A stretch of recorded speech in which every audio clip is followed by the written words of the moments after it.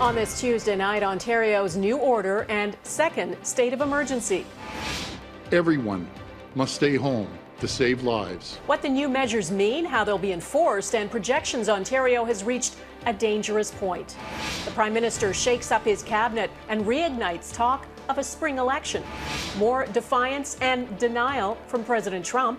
People thought that what I said was totally appropriate. Warnings of more mob violence as some senior Republicans turn their backs on him. Plus, low case counts and a high price to businesses. Sales would definitely be down by at least half. The two sides of Nova Scotia's pandemic success story. Global National with Donna Friesen.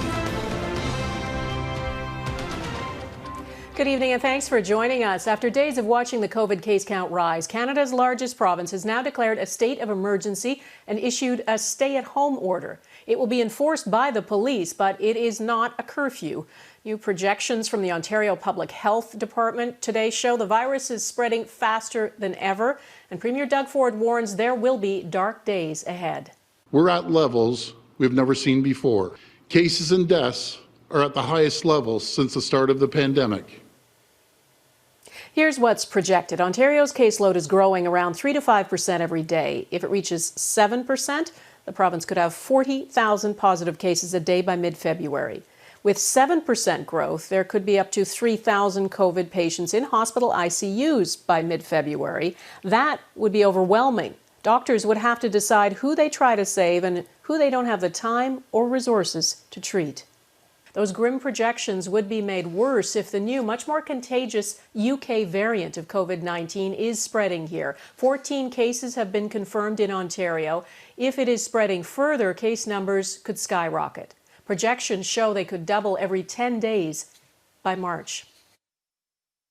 It's important for people to know this is real. Those graphs, those are people.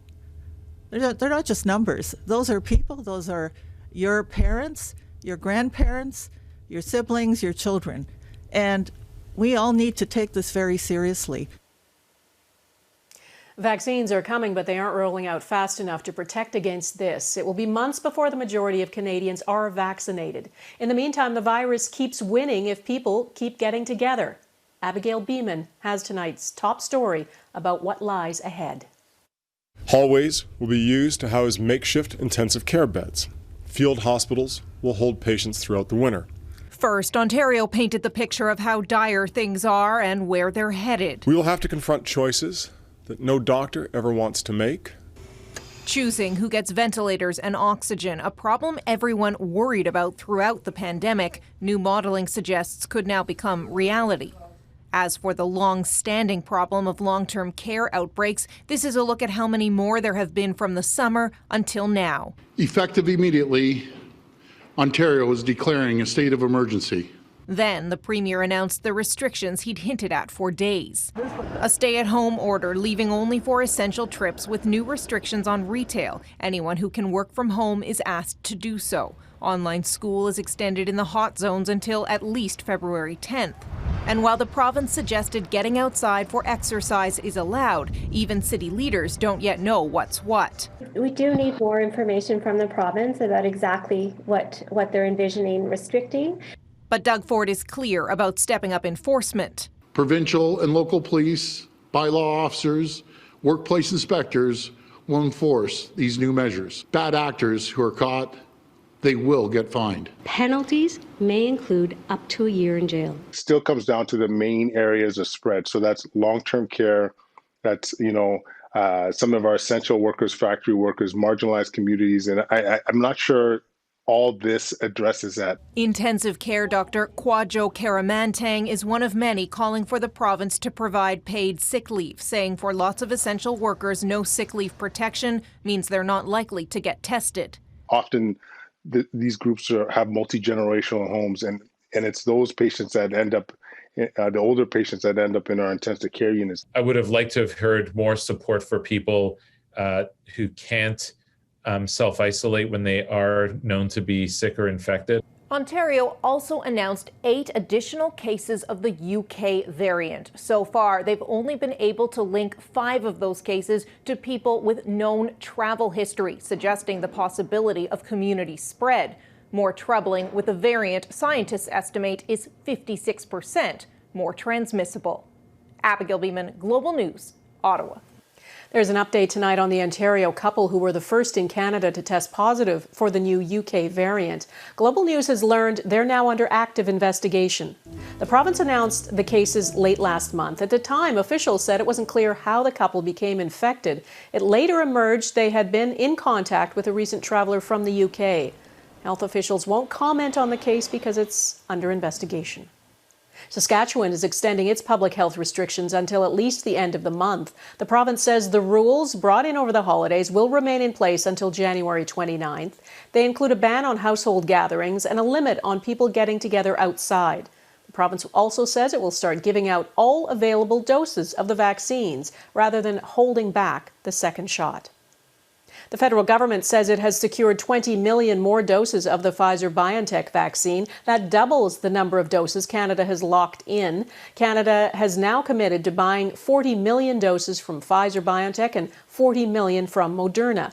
That is enough to vaccinate everyone in the country. The federal government says Canadians will start to see a dramatic acceleration in vaccinations this spring. To federal politics now, Prime Minister Justin Trudeau shuffled his cabinet this morning, and that sparked a new round of election speculation. Opinion polls are adding to that speculation. A new Ipsos poll done for Global News shows Liberal support remains at 36%, up 1 point since last month. The Conservatives dropped 3 points to 29%. Support for the NDP, Green and Bloc Québécois is holding steady. So how much did today's cabinet shuffle have to do with the Liberals setting up for a spring election? Our chief political correspondent, David Akin, explains.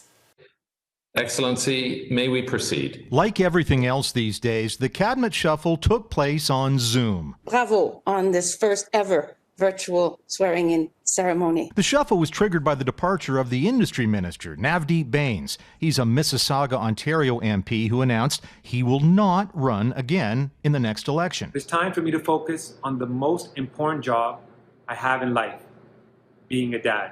Bains had been one of Prime Minister Justin Trudeau's closest allies, and he was the political lieutenant for the Liberals in the Greater Toronto area. His departure is being broadly interpreted in Parliament Hill's back rooms as a signal that the Trudeau Liberals are ready to take Canadians to the polls this spring, likely after the tabling of the federal budget. Trudeau, though, says that is not his preference. From the very beginning of any minority parliament, every political party understands that elections can happen.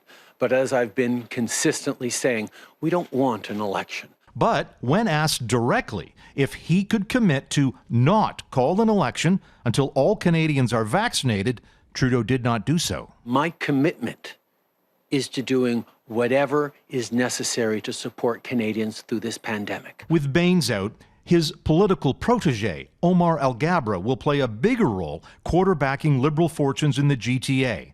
Alghabra Tuesday was elevated into cabinet to become transport minister. Let me first say how grateful I am for the Prime Minister to have put his confidence in me and appointed me to this incredible role. The former transport minister, Marc Garneau, moves into the foreign affairs job, while the incumbent there, François-Philippe Champagne, takes the job that Bains had as industry minister. Finally, Winnipeg MP Jim Carr is back in cabinet. He had stepped aside to battle cancer, but his health has improved, and so he's back in as minister without portfolio. Now, his job, a tough one, a political one, help the Liberals win some seats in Alberta and Saskatchewan.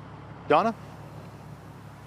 All right, David Akin in Ottawa, thanks. The Prime Minister confirmed Canada's land border with the U.S. will remain closed to non-essential travel. A shutdown has been extended for another 30 days until at least February 21st.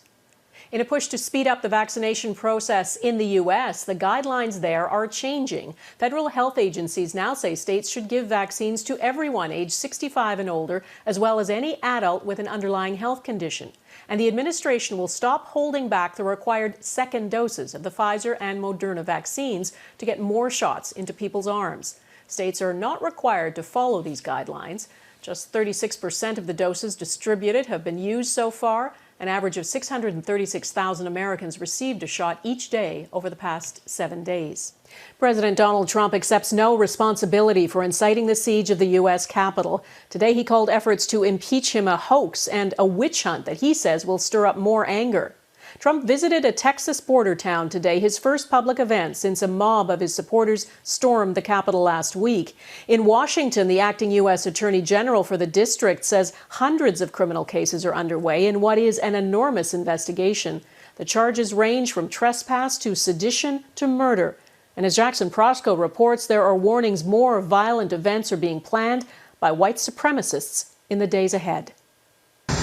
In this fragile moment, President Donald Trump poured more fuel on the fire. I've never seen such anger as I see right now. Refusing to acknowledge the role his words played in inciting the violent siege of the U.S. Capitol at the hands of his own supporters. And people thought that what I said was totally appropriate. Instead of contrition, Trump suggested those who seek to remove or impeach him will face consequences. The 25th Amendment is of zero risk to me, but will come back to haunt Joe Biden and the Biden administration. As the expression goes, be careful what you wish for. We're going to walk down to the Capitol. It was the president who told his supporters to fight back as he lied about a stolen election in the moments before the Capitol was stormed. You'll never take back our country with weakness. You have to show strength and you have to be strong. Nearly a week after the uprising, federal authorities gave their first update, announcing at least 170 active case files and more than 70 arrests, with potentially hundreds more to come. We're looking at significant felony cases tied to sedition and conspiracy. In the aftermath, the FBI has warned of the potential for more violence across the country. Lawmakers have been briefed on several alleged plots to disrupt the inauguration of Joe Biden. State capitals are under threat. The time of 25th Amendment emergency has arrived. It has come to our doorstep. It has invaded our chamber. Inside the fortified U.S. Capitol, lawmakers called on the vice president to invoke the 25th Amendment to strip Trump of his power, despite the objections of Republicans. Congress needs to stop this effort to remove the president from office just 1 week before he is set to leave. Instead, members who face the violence head-on are set to impeach Trump exactly 1 week before he leaves office, making him the first president in history to be impeached twice. Jackson, that impeachment vote is tomorrow. The New York Times is reporting tonight Senate Majority Leader Mitch McConnell is happy the Democrats are trying to impeach Trump. What does that signal? And Donna, a growing number of Republicans are on board with impeachment as well. It suggests that they are worried about long-term damage to the party because in this country, money talks. And right now, donors are fleeing the Republican Party, specifically refusing to contribute to any member who supported objecting to the Electoral College win. And at the same time, those same members face things like censure, potential expulsion, and calls on them to resign. So, Donna, Mitch McConnell is worried about the big picture here. And right now, it's not good for Republicans. Lots to unfold tomorrow. Jackson Proskow in Washington, thanks. A bike ride critics say crossed the line. Coming up, why the British Prime Minister is being criticized tonight.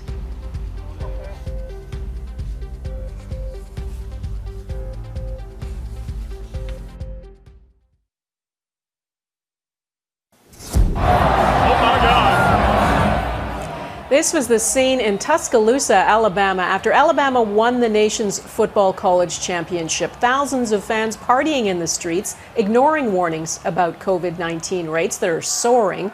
Few of them wore face masks. They were hooting and hollering while inches apart. Police say 14 arrests were made on 18 different charges. British Prime Minister Boris Johnson didn't go that far, but he is under pressure tonight for skirting public health rules. London is under lockdown. The rules say even outdoor exercise should be limited and people should stay in their local area. But Boris Johnson decided to take a ride further afield. Redmond Shannon explains. The pandemic has forced British hospitals to ration oxygen. Firefighters and police are driving ambulances, and another 1,200 COVID deaths were announced on Tuesday. That's why this is the sort of brazen rule breaking that infuriates so many. Police have had enough. We will have more officers out on dedicated patrols to take action against the small few who are letting us all down. Just as police announced their intention to issue more fines, the Prime Minister himself is being accused of bending the rules on outdoor exercise. Stay local is the vague rule for exercising, but on Sunday Boris Johnson was seen cycling at London's Olympic Park. That is 11 kilometres from his home on Downing Street, which has a number of other large parks closer by. It wasn't illegal, but it's forced his Interior Minister to tread a thin line. Staying local is absolutely crucial. Staying away from other people, which is clearly what the Prime Minister did when he was taking his daily exercise. Residents near Olympic Park were mostly forgiving. Yeah, it doesn't bother me. I'm a cyclist, I cycle around here, and yeah, I've just been in Westminster cycling. You know, if you cycle there and back 14 miles, that's really not a lot. So I mean, I think I would do the same. But the incident has revived a familiar phrase. It's one rule for him and his buddies, and then it's, you know, another rule for the rest of the people. British police say enforcing a radius from home would be too difficult, although some other European countries are doing so. Redmond Shannon, Global News, London. Gang violence in BC ahead, why a younger generation is falling victim to organised crime.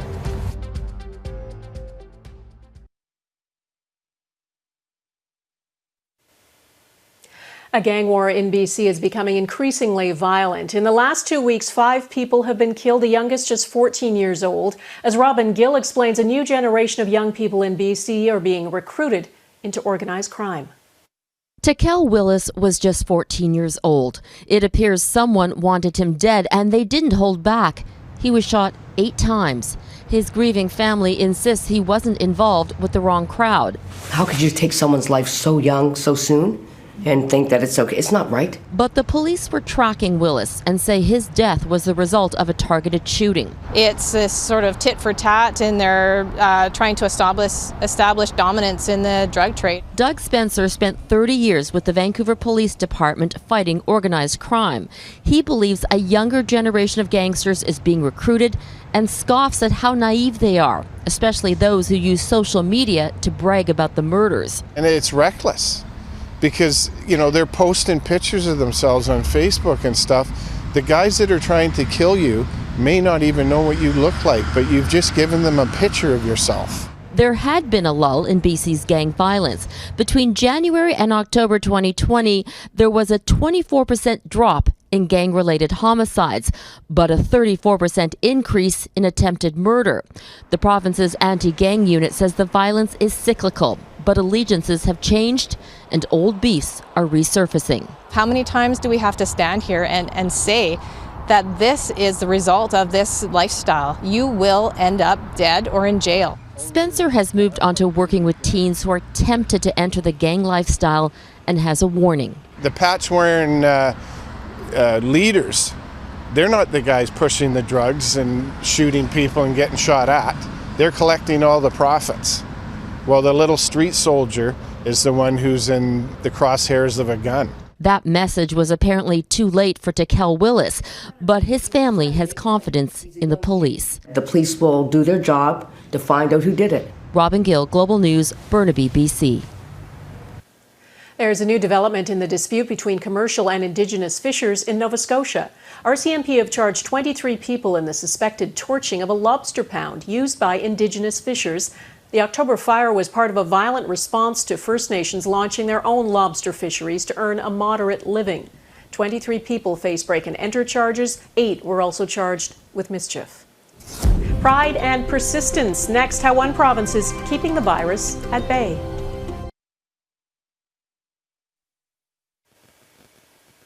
There are some COVID success stories in Canada right now. Atlantic Canada is doing better than much of the country. 3 of the 4 provinces there reported just 1 or 0 new cases today. Nova Scotia had 1 new case, and it's taking pride in how it's faring. Though, as Ross Lord reports, some businesses are paying a high price for it. As a Nova Scotian, Heather Rankin takes pride in the province's ability to suppress COVID-19. We are on the side, of course, of public health, and we don't want to interfere with anything that's going on there. even though Nova Scotia's success in keeping public gatherings to a minimum has delivered a gut punch to her Halifax wine bar. Sales would definitely be down by at least half, if not more.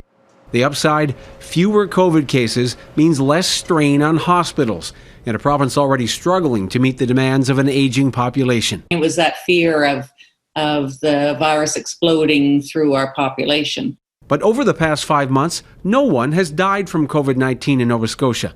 Other than a brief blip in November, there are very few positive cases day to day. Hospitalizations are rare. Despite a spike in cases in neighbouring New Brunswick last week, Nova Scotia's count stayed down, on some days as low as 0. Emergency Department nurse Cheryl Burbage says it's a huge relief.